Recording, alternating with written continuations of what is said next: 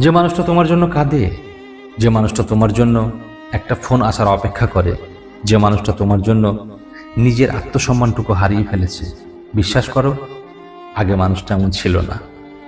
আর এটাও মনে রেখো, একটা সময় মানুষটার এমন থাকবেও না। যে মানুষটা তোমার জন্য কাঁদে, তার অতীত খুঁজলে দেখবে অনেক বড় বড় কষ্টেও সে এরকম কখনোই কান্না করেনি।